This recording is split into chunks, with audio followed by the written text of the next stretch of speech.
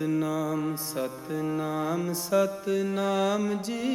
ਵਾਹਿਗੁਰੂ ਜੀ ਕਾ ਖਾਲਸਾ ਵਾਹਿਗੁਰੂ ਜੀ ਕੀ ਫਤਿਹ। ਪਰਮ ਸਤਿਕਾਰਯੋਗ ਸਤਿਗੁਰੂ ਜੀ ਦੀ ਪਾਵਨ ਪਵਿੱਤਰ ਹਜ਼ੂਰੀ ਅੰਦਰ ਵਿਰਾਜਮਾਨ ਸਾਧ ਸੰਗਤ ਜੀਓ, ਸਤਿਗੁਰੂ ਜੀ ਦੀ ਮਿਹਰ ਕਿਰਪਾ ਦਾ ਸਦਕਾ ਸੰਗਤੀ ਰੂਪ ਵਿੱਚ ਜੁੜ ਕਰਕੇ ਚੱਲ ਰਹੇ ਗੁਰ ਇਤਿਹਾਸ ਵਿਚਾਰ ਦੇ ਨਾਲ ਸਾਂਝ ਪਾ ਰਹੇ ਹਾਂ। ਪਿਛਲੇ ਦੀਵਾਨਾਂ ਦੇ ਵਿੱਚ ਅਸੀਂ ਇੱਥੋਂ ਤੱਕ ਵਿਚਾਰ ਸ਼ਰਵਣ ਕਰ ਚੁੱਕੇ ਹਾਂ ਕਿ ਭਾਈਆ ਜੈ ਰਾਮ ਜੀ ਦੇ ਨਾਲ ਜਾ ਕਰਕੇ ਧੰਨ ਗੁਰੂ ਨਾਨਕ ਦੇਵ ਮਹਾਰਾਜ ਜੀ ਨਵਾਬ ਦੇ ਘਰ ਜਾਂਦੇ ਹਨ। ਮੁਨੀਬ ਨੂੰ ਨਾਲ ਲੈ ਕਰਕੇ ਸਾਰਾ ਲਿਖ ਪੜ੍ਹਤ ਹੁੰਦੀ ਹੈ, ਲੇਖਾ ਜੋਖਾ ਹੁੰਦਾ ਹੈ।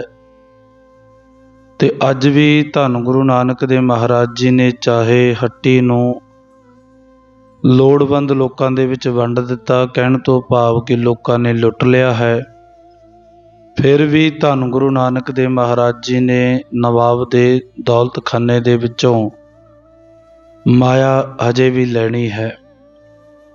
ਤੇ ਸਤਿਗੁਰੂ ਜੀ ਨੇ ਬਚਨ ਕੀਤਾ, ਕਹਿਣ ਲੱਗੇ ਵੀ ਲੋੜਵੰਦ ਇਨਸਾਨਾਂ ਨੂੰ ਇਹ ਮਾਇਆ ਤੁਸੀਂ ਦੇ ਦੇਵੋ। ਉਸ ਤੋਂ ਉਪਰੰਤ ਜਿਤਨਾ ਵੀ ਸਮਾਨ ਸੀ ਸਭ ਕੁਝ ਭਾਈਆ ਜੈ ਰਾਮ ਜੀ ਨੇ ਮਾਤਾ ਸੁਲੱਖਣੀ ਜੀ ਨੂੰ ਸੌਂਪ ਦਿੱਤਾ ਤੇ ਆਖਿਆ, ਮਨ ਦੇ ਵਿੱਚ ਭਾਣਾ ਮੰਨੋ, ਪਰਮਾਤਮਾ ਦਾ ਸਿਮਰਨ ਕਰੋ, ਸਿਮਰਨ ਦੇ ਵਿੱਚ ਆਪਣਾ ਮਨ ਜੋੜੋ।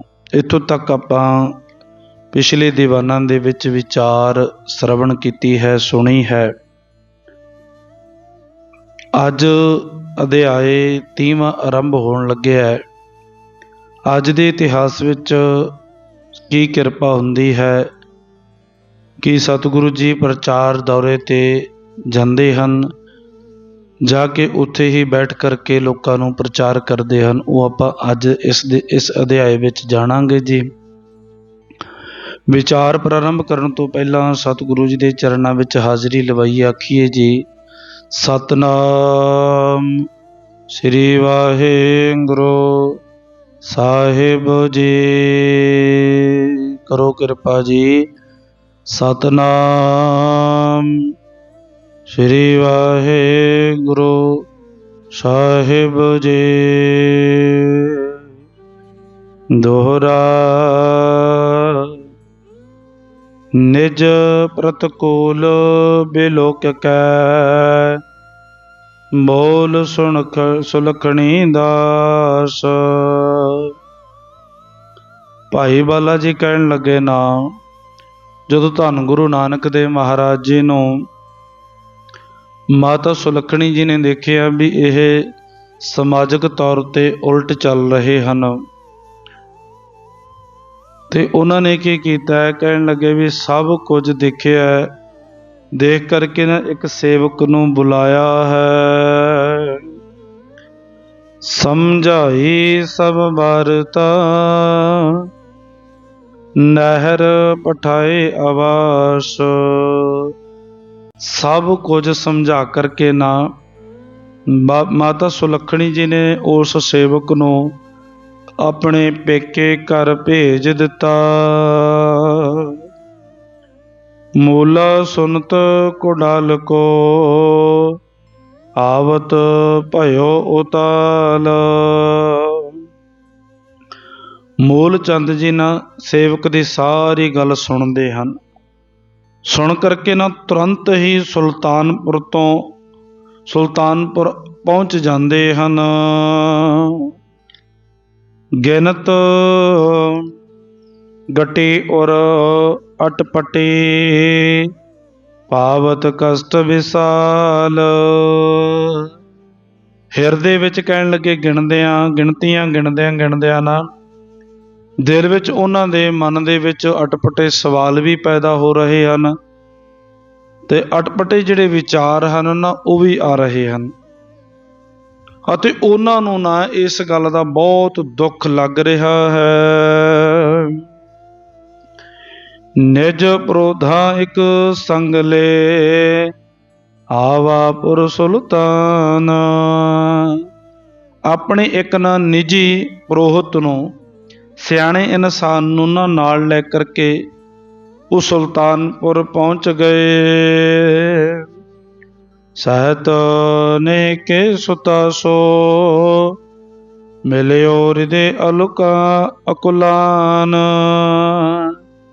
ਬੜੇ ਪ੍ਰੇਮ ਦੇ ਨਾਲ ਆਪਣੀ ਪੁੱਤਰੀ ਨੂੰ ਮਿਲਿਆ ਅਤੇ ਹਿਰਦੇ ਦੇ ਵਿੱਚ ਨਾ ਬੜਾ ਹੀ ਵਿਆਕੁਲ ਹੋਇਆ। ਕਹਿਣ ਤੋਂ ਭਾਵ ਕਿ ਮਨ ਤੋਂ ਬੜਾ ਹੈਰਾਨ ਹੋ ਗਿਆ ਵੀ ਇਹ ਗੱਲ ਭਾਣਾ ਕੀ ਵਾਪਰ ਗਿਆ ਹੈ। ਹੁਣ ਉਹਨਾਂ ਨੂੰ ਤੇ ਉਮੀਦ ਇਹ ਸੀ ਨਾ ਵੀ ਬਹੁਤ ਚੰਗਾ ਮੋਦੀਖਾਨੇ ਵਿੱਚ ਨੌਕਰੀ ਕਰਦਾ ਹੈ, ਪੈਸਾ ਧਨ ਹੈ, ਪਿੱਛੇ ਵੀ ਤਲਵੰਡੀ ਵੀ, ਇੱਥੇ ਵੀ ਭਾਈਆ ਜੈ ਰਾਮ ਜੀ ਚੰਗੇ ਹਨ, ਵੀ ਪੈਸਾ ਧਨ ਬਹੁਤ ਇਕੱਠਾ ਹੋਵੇਗਾ, ਇਕੱਠਾ ਕਰਨਗੇ।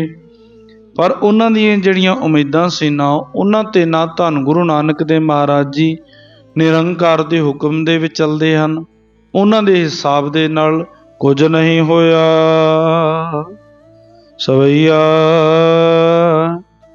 ਮਿਲ ਬੈਸ ਗਇਓ ਜਬ, ਬੂਝਤ ਭਾ ਤਬ, ਬਾਤ ਬਖਾਨ ਕਰੀ ਪਿਤ ਪਾਸੋ।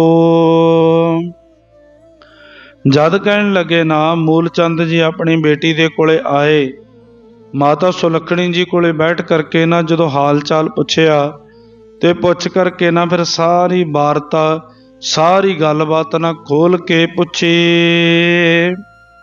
ਪਤ ਵੇ ਵੇਖ ਫਕੀਰ ਸਰੀਰ ਧਰਾ, ਤਨ ਦੀਨ ਲੁਟਾਏ ਕੈ ਛੋਰ ਅਵਾਸੋ। ਕਹਿਣ ਲੱਗੇ ਪਿਤਾ ਜੀ, ਮੇਰੇ ਪਤੀ ਨੇ ਨਾ ਫਕੀਰਾਂ ਵਾਲਾ ਬਾਣਾ ਪਾ ਲਿਆ ਹੈ, ਫਕੀਰਾਂ ਵਾਲਾ ਭੇਸ ਧਾਰਨ ਕਰ ਲਿਆ ਹੈ, ਅਤੇ ਕਹਿਣ ਲੱਗੇ ਸਭ ਕੁਝ ਛੱਡ ਛਡਾ ਕੇ ਨਾ ਸਾਰਾ ਧਨ ਲੁਟਾ ਕਰਕੇ ਉਹ ਕਹਿਣ ਲੱਗੇ ਵੀ ਉਹ ਫਕੀਰ ਹੋ ਗਏ ਹਨ। ਦਿਨ ਤੀਨ ਰਹੇ ਮਦ ਨੀਰ ਨਦੀ। ਕਹਿਣ ਲੱਗੇ 3 ਦਿਨ ਉਹ ਪਾਣੀ ਦੇ ਵਿੱਚ ਰਹੇ, 3 ਦਿਨ ਉਹ ਕਦੇ ਕਿਸੇ ਨੂੰ ਮਿਲੇ ਨਹੀਂ, ਗੱਲਬਾਤ ਨਹੀਂ ਕੀਤੀ, ਬਾਹਰ ਨਹੀਂ ਆਏ। ਕਹਿਣ ਲੱਗੇ ਪਾਣੀ ਦੇ ਵਿੱਚ ਰਹਿ ਕਰਕੇ ਨਾ ਅਲੋਪ ਰਹੇ ਹਨ। ਪੁੰਨ ਤੀਰ ਆਏ ਨਾ ਛੋਇਓ ਜਲ ਜਾਸੋ। ਪਰ ਜਦੋਂ ਦੇ ਨਦੀ ਤੋਂ ਬਾਹਰ ਆਏ ਨੇ, ਉਦਣ ਤੋਂ ਨਾ ਪ੍ਰਸ਼ਾਦਾ ਪਾਣੀ ਛਕਦੇ ਹਨ ਤੇ ਨਾ ਹੀ ਉਹਨਾਂ ਦੇ ਮੂੰਹ ਦੇ ਉੱਤੇ ਜਲ ਰੱਖਿਆ ਹੈ। ਥਲ ਗੋਰ ਮੜੀ ਮਹਿ ਆਸਨ ਕੀਨਾ, ਕਹਿ ਨਾ ਸੁਣੈ ਸੋ ਭਨੈ ਕਛ ਤਾਸੋ। ਕਹਿਣ ਲੱਗੇ ਨਾ ਉਹ ਕਿਸੇ ਦੀ ਵੀ ਸੁਣਦੇ ਨਹੀਂ, ਜਿਹੜਾ ਵੀ ਕੋਈ ਉਹਨਾਂ ਨੂੰ ਸਮਝਾਉਣ ਜਾਂਦਾ ਹੈ ਤੇ ਕਿਸੇ ਦੇ ਨਾਲ ਗੱਲ ਨਹੀਂ ਕਰਦੇ। ਤੇ ਉਹਨਾਂ ਨੇ ਨਾ ਆਪਣੇ ਆਪ ਨੂੰ ਪਰਮਾਤਮਾ ਦੇ ਨਾਲ ਜੋੜ ਕਰਕੇ ਨਾ ਬਸ ਚੁੱਪੀ ਧਾਰ ਕੇ ਨਾ ਤੇ ਉਹ ਮੜੀਆਂ ਦੇ ਵਿੱਚ ਆਸਨ ਲਗਾ ਕਰਕੇ ਬੈਠੇ ਹਨ। ਚੌਪਈ ਸੁਨ ਤਨ ਜਾ ਬਾਨੀ ਨਿਜ ਕਾਨਾ, ਭਇਓ ਕ੍ਰੋਧ ਮੈਂ ਬਹੁ ਗਲ ਤਾਨਾ। ਕਹਿਣ ਲੱਗੇ ਹੇ ਬੇਟੀ ਜੀ, ਮੇਰੀ ਗੱਲ ਧਿਆਨ ਨਾਲ ਸੁਣੋ, ਮੈਨੂੰ ਬਹੁਤ ਗੁੱਸਾ ਆਇਆ ਹੈ। ਜੇਕਰ ਆਪਾਂ ਇਹ ਗੱਲ ਦੁਨਿਆਵੀ ਤੌਰ ਤੇ ਦੇਖੀਏ ਨਾ, ਵੀ ਆਪਾਂ ਨੂੰ ਆਪਣੀ ਬੇਟੀ ਘਰ ਬੁਲਾ ਕਰਕੇ ਕਵੇ ਵੀ ਮੇਰਾ ਪਤੀ ਹੈ ਜਿਹੜਾ ਉਹ ਕੰਮ ਕਾਰ ਨਹੀਂ ਕਰਦਾ, ਜਾਂ ਘਰ ਦੇ ਵਿੱਚ ਕੋਈ ਕੁਝ ਸਿੱਧਾ ਨਹੀਂ ਲੈ ਕਰਕੇ ਆਉਂਦਾ, ਜਾਂ ਕੋਈ ਇਸ ਤਰ੍ਹਾਂ ਦੀਆਂ ਗੱਲਾਂ ਕਰੇ, ਆਪਣੇ ਮਨ ਦੇ ਵਿੱਚ ਵੀ ਇਸ ਤਰ੍ਹਾਂ ਦੇ ਵਿਚਾਰ ਆਉਂਦੇ ਹਨ। ਹੁਣ ਜਿਹੜੀ ਪਰਮਾਤਮਾ ਦੇ ਘਰ ਦੀ ਖੇਡ ਹੈ, ਗੁਰੂ ਨਾਨਕ ਮਹਾਰਾਜ ਜੀ ਨੂੰ ਸਮਝਣਾ ਕੋਈ ਆਮ ਗੱਲ ਨਹੀਂ ਹੈ, ਕੋਈ ਸੌਖੀ ਗੱਲ ਨਹੀਂ ਵੀ ਗੁਰੂ ਨਾਨਕ ਪਾਤਸ਼ਾਹ ਮਹਾਰਾਜ ਜੀ ਦਾ, ਜਿਹਦੇ ਘਰ ਦਾ ਭੇਦ ਹਰ ਇੱਕ ਇਨਸਾਨ ਸਮਝ ਸਕੇ। ਤੇ ਇਹ ਵੀ ਪਰਿਵਾਰ ਐਸਾ ਹੈ, ਮਾਤਾ ਸੁਲੱਖਣੀ ਜੀ ਤੇ ਮੂਲ ਚੰਦ ਜੀ ਇਸ ਗੱਲ ਨੂੰ ਹਜੇ ਸਮਝਦੇ ਨਹੀਂ ਕਿ ਉਹ ਤੇ ਖੁਦ ਖੁਦਾ ਨਿਰੰਕਾਰ ਪਰਮਾਤਮਾ ਹਨ, ਤੇ ਉਹ ਸੰਸਾਰ ਵਿੱਚ ਆਏ, ਸੰਸਾਰ ਨੂੰ ਕੁਝ ਹੋਰ ਪੈਗਾਮ ਦੇਣਾ ਹੈ। ਪਰ ਕਹਿਣ ਲੱਗੇ ਵੀ ਬੇਟੀ ਜੀ ਤੁਸੀਂ ਮੇਰੀ ਇੱਕ ਗੱਲ ਸੁਣੋ ਧਿਆਨ ਦੇ ਨਾਲ, ਮੈਨੂੰ ਬਹੁਤ ਗੁੱਸਾ ਆਇਆ ਹੈ। ਫਰਕਤ ਅਦਰ ਲਾਲ ਕਿਓ ਨੈਨਾ, ਮੁਖ ਤੇ ਬਹੁ ਬੋਲਤ ਦੁਰਬੈਨਾ। ਕਹਿਣ ਲੱਗੇ ਨਾ ਹੁਣ ਮੇਰੇ ਗੁੱਸੇ ਦੇ ਨਾਲ ਨਾ ਬੁੱਲ ਫਰਕ ਰਹੇ ਹਨ ਤੇ ਮੇਰੇ ਨੇਤਰਾਂ ਦੇ ਵਿੱਚ ਵੀ ਖੂਨ ਵਹਿ ਤੁਰਿਆ ਹੈ। ਕਹਿਣ ਤੋਂ ਭਾਵ ਕਿ ਅੱਖਾਂ ਜਿਹੜੀਆਂ ਮੇਰੀਆਂ ਹਨ, ਨੇਤਰ ਮੇਰੇ ਜਿਹੜੇ ਹਨ ਨਾ ਉਹ ਲਾਲ ਹੋ ਚੁੱਕੇ ਹਨ ਤੇ ਮੇਰੇ ਮੁਖ ਤੋਂ, ਮੇਰੇ ਮੂੰਹ ਤੋਂ ਨਾ, ਕਹਿਣ ਲੱਗੇ ਗੁਰੂ ਨਾਨਕ ਪਾਤਸ਼ਾਹ ਮਹਾਰਾਜ ਜੀ ਦੇ ਪ੍ਰਤੀ ਨਾ ਕੋਈ ਚੰਗੇ ਸ਼ਬਦ ਨਹੀਂ ਨਿਕਲ ਰਹੇ, ਦੁਰਬਚਨ ਜਿਹੜੇ ਹਨ ਨਾ ਉਹ ਨਿਕਲ ਰਹੇ ਹਨ। ਦਰਬ ਲੁਟਾਵਨ ਕੀ ਸੁਧ ਸੁਨ ਕੈ, ਸਹਿ ਨਾ ਸਕਿਓ ਗਮਨਿਓ ਸਿਰ ਧੁਨ ਕੈ।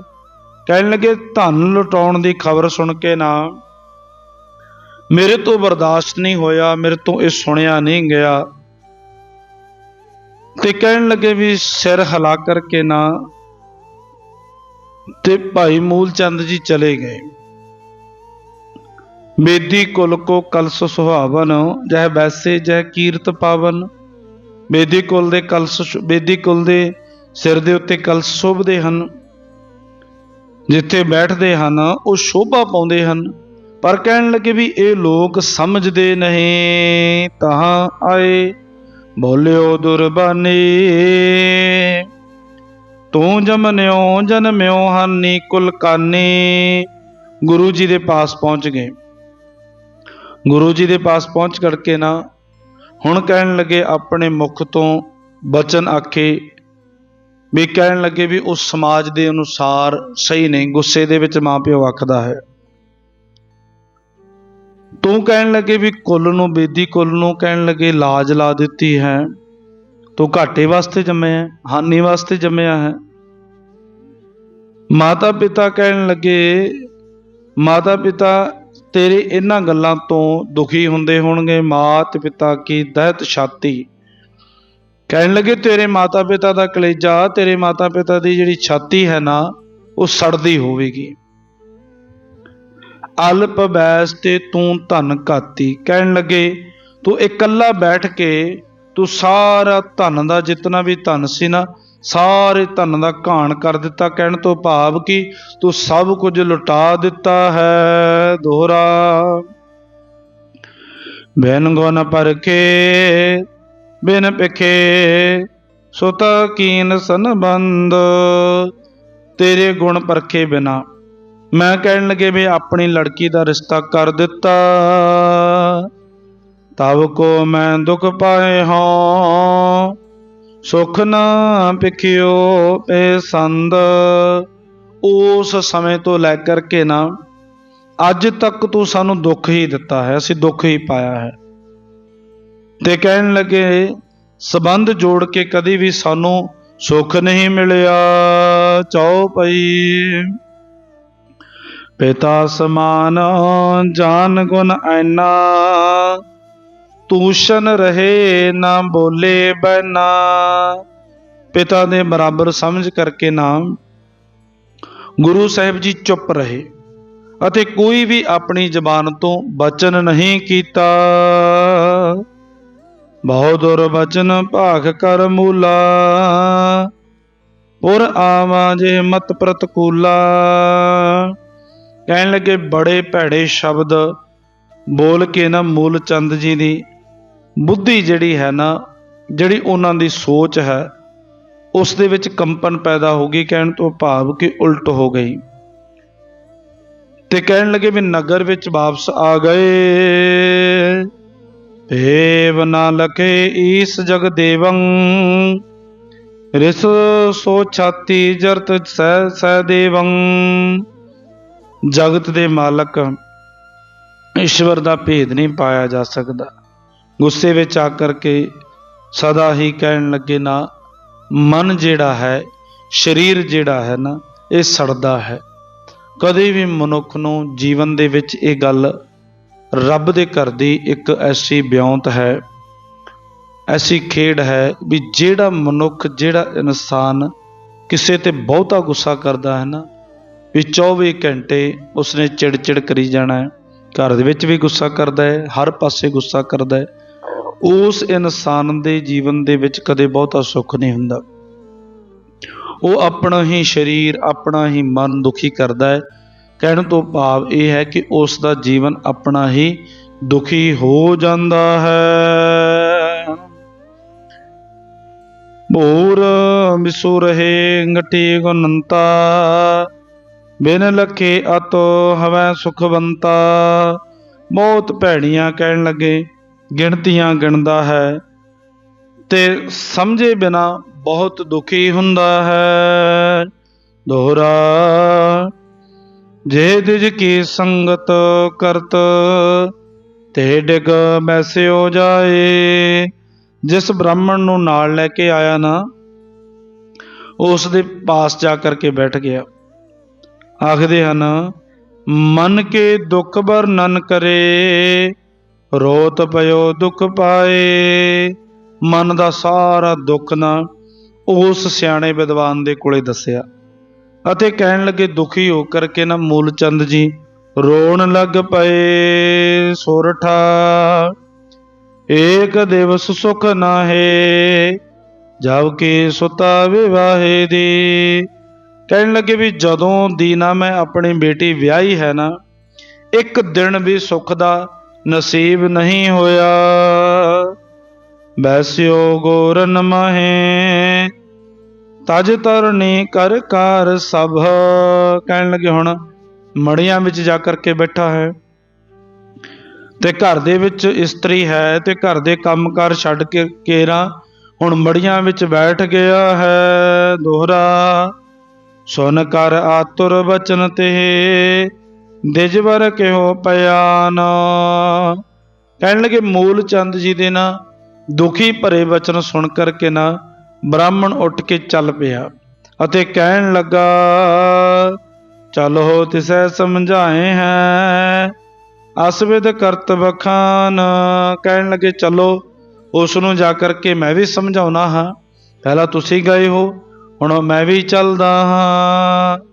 ਕਵਿਤ ਬੇਦੀ ਕੁਲ ਮੰਡਲ, ਸਕਲ ਦੁਖ ਖੰਡਨਾ, ਪਖੰਡਨ ਕੋ ਦੰਡਨਾ, ਸਰੂਪ ਤੇ ਧਾਰਿਆ।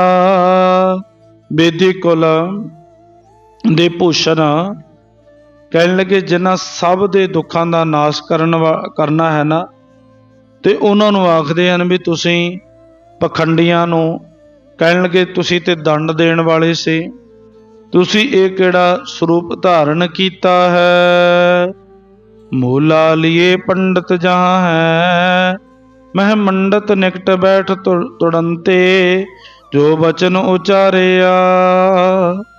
ਮੂਲ ਚੰਦ ਜੀ ਨਾ ਪੰਡਿਤ ਨੂੰ ਲੈ ਕਰਕੇ ਉੱਥੇ ਗਿਆ, ਪਹੁੰਚ ਗਿਆ ਜਿੱਥੇ ਨਾ ਪ੍ਰਿਥਵੀ ਨੂੰ ਸੋਭਾ ਦੇਣ ਵਾਲੇ ਧੰਨ ਗੁਰੂ ਨਾਨਕ ਦੇਵ ਮਹਾਰਾਜ ਜੀ ਬੈਠੇ ਹਨ। ਉਹਨਾਂ ਦੇ ਲਾਗੇ ਬੈਠ ਕੇ ਨਾ ਪੰਡਿਤ ਜੀ ਨੇ ਇੰਜ ਬਚਨ ਕਹੇ, ਬਾਲ ਬੁੱਧ ਲੀਨ ਕਾਚੀ ਬਾਤੈ, ਸਭ ਕੀਨ ਤੁਮ ਮੋਦੀ ਕਿਰਤ ਸ਼ੋਰ ਦੀਨਾ, ਨੀਕੇ ਨਾ ਵਿਚਾਰਿਆ। ਕਹਿਣ ਲੱਗੇ ਵੀ ਬੱਚਿਆਂ ਵਾਲੀ ਬੁੱਧੀ ਬਣਾਈ ਹੈ ਤੁਸੀਂ, ਸਭ ਤੁਸੀਂ ਕੱਚੀਆਂ ਗੱਲਾਂ ਕੀਤੀਆਂ ਹਨ। ਕਹਿਣ ਲੱਗੇ ਮੋਦੀ ਦੀ ਕਾਰ ਛੱਡ ਦਿੱਤੀ, ਕੰਮ ਛੱਡ ਦਿੱਤਾ, ਤੁਸੀਂ ਚੰਗਾ ਨਹੀਂ ਕੀਤਾ। ਮਾਤ ਪਿਤਾ ਲਾਜ ਤਜ, ਕਹਿਣ ਲੱਗੇ ਇਵੇਂ ਦੇ ਕੰਮ ਕਰਨ ਦੇ ਨਾਲ ਨਾ, ਕਹਿਣ ਲੱਗੇ ਮਾਂ ਪਿਓ ਦੀ ਜਿਹੜੀ ਹੈ ਨਾ ਉਹ ਬੇਇੱਜ਼ਤੀ ਹੁੰਦੀ ਹੈ, ਮਾਂ ਪਿਓ ਨੂੰ ਸ਼ਰਮ ਆਉਂਦੀ ਹੈ। ਤੈ ਅਸ ਵੇਖ ਸਜ ਦੁਸ਼ਟ, ਮਸਾਨ ਥਾਨ ਭਏ ਹਿਤ ਕਰ ਆਇਆ। ਕਹਿਣ ਲੱਗੇ ਤੁਸੀਂ ਆ ਕਰਕੇ ਨਾ ਮਸਾਣੀਆਂ ਵਿੱਚ ਬੈਠ ਗਏ ਹੋ, ਫਕੀਰਾਂ ਵਾਲਾ ਭੇਸ ਧਾਰਨ ਕਰ ਲਿਆ ਹੈ, ਤੇ ਇਸ ਤਰ੍ਹਾਂ ਦੇ ਕਰਮ ਕਰਨ ਦੇ ਨਾਲ ਨਾ ਪਰਿਵਾਰ ਨੂੰ ਬਹੁਤਾ ਸੁੱਖ ਨਹੀਂ ਮਿਲਦਾ। ਦੋਹਰਾ ਸੁਣ ਪੰਡਤ ਕੇ ਬੈਨ ਇਵ, ਸ੍ਰੀ ਨਾਨਕ ਜਗ ਕੰਦ। ਪੰਡਤ ਦੇ ਨਾ ਇਹ ਬਚਨ ਸੁਣ ਕਰਕੇ ਨਾ ਜਗਤ ਦੇ ਮਾਲਕ ਧੰਨ ਗੁਰੂ ਨਾਨਕ ਦੇਵ ਮਹਾਰਾਜ ਜੀ ਨਾ ਇਸ ਤਰ੍ਹਾਂ ਕਹਿਣ ਲੱਗੇ ਨਾ, ਆਪਣੇ ਮੁਖ ਤੋਂ, ਆਪਣੀ ਪਵਿੱਤਰ ਜ਼ਬਾਨ ਤੋਂ ਨਾ ਸਤਿਗੁਰੂ ਜੀ ਨੇ ਬਸੰਤ ਰਾਗ ਦੇ ਵਿੱਚ ਨਾ ਇੱਕ ਸ਼ਬਦ ਉਚਾਰਨ ਕੀਤਾ। ਸ਼ਬਦ ਉਚਾਰਨ ਜਦੋਂ ਕੀਤਾ ਨਾ ਤੇ ਸਤਿਗੁਰੂ ਜੀ ਨੇ ਰਹਿਮਤਾਂ ਤੇ ਬਖਸ਼ਿਸ਼ਾਂ ਕੀਤੀਆਂ, ਬਸੰਤ ਰਾਗ ਨੂੰ ਭਾਗ ਲਾਏ। ਸਤਿਗੁਰੂ ਜੀ ਰਹਿਮਤਾਂ ਕੀ ਕਰਦੇ ਹਨ, ਕੀ ਇਸ ਸ਼ਬਦ ਦੇ ਅੰਦਰ ਸਿੱਖਿਆ ਮਿਲਦੀ ਹੈ, ਇਹ ਆਪਾਂ ਸਤਿਗੁਰੂ ਜੀ ਦੀ ਕਿਰਪਾ ਦੁਆਰਾ ਕੱਲ ਦੇ ਦੀਵਾਨਾਂ ਦੇ ਵਿੱਚ ਵਾਚਾਂਗੇ ਜੀ। ਅੱਜ ਆਪਾਂ ਸਤਿਗੁਰੂ ਜੀ ਦੇ ਚਰਨਾਂ ਵਿੱਚ ਜੁੜ ਕਰਕੇ ਇੱਥੋਂ ਤੱਕ ਇਤਿਹਾਸ ਸਰਵਣ ਕੀਤਾ ਹੈ ਕਿ ਹੁਣ ਮੂਲ ਚੰਦ ਜੀ ਦੇ ਕੋਲੇ ਸੁਨੇਹਾ ਪਹੁੰਚਦਾ ਹੈ। ਸੁਲਤਾਨਪੁਰ ਆਉਂਦੇ ਹਨ, ਨਾਲ ਇੱਕ ਪੰਡਤ ਨੂੰ ਲੈ ਕਰਕੇ ਆਉਂਦੇ ਹਨ। ਬਹੁਤ ਗੁੱਸੇ ਵਿੱਚ ਬਚਨ ਕਰਦੇ ਹਨ ਤੇ ਧੰਨ ਗੁਰੂ ਨਾਨਕ ਦੇਵ ਮਹਾਰਾਜ ਜੀ ਨੂੰ ਮਿਲਣ ਵਾਸਤੇ ਆ ਰਹੇ ਹਨ। ਜਦੋਂ ਮਿਲਦੇ ਹਨ ਆ ਕਰਕੇ ਵਚਨ ਕਰਦੇ ਹਨ ਤੇ ਉਸ ਪੰਡਤ ਨੂੰ ਤੇ ਬਾਬਾ ਮੂਲ ਚੰਦ ਜੀ ਨੂੰ ਧੰਨ ਗੁਰੂ ਨਾਨਕ ਦੇਵ ਮਹਾਰਾਜ ਜੀ ਸ਼ਬਦ ਦੇ ਰਾਹੀਂ ਕੀ ਉਪਦੇਸ਼ ਦੇ ਰਹੇ ਹਨ, ਇਹ ਆਪਾਂ ਕੱਲ ਦੇ ਦੀਵਾਨਾਂ ਵਿੱਚ ਵਾਚਾਂਗੇ ਜੀ। ਭੁੱਲਾਂ ਚੁੱਕਾਂ ਦੀ ਖਿਮਾ। ਵਾਹਿਗੁਰੂ ਜੀ ਕਾ ਖਾਲਸਾ, ਵਾਹਿਗੁਰੂ ਜੀ ਕੀ ਫਤਿਹ।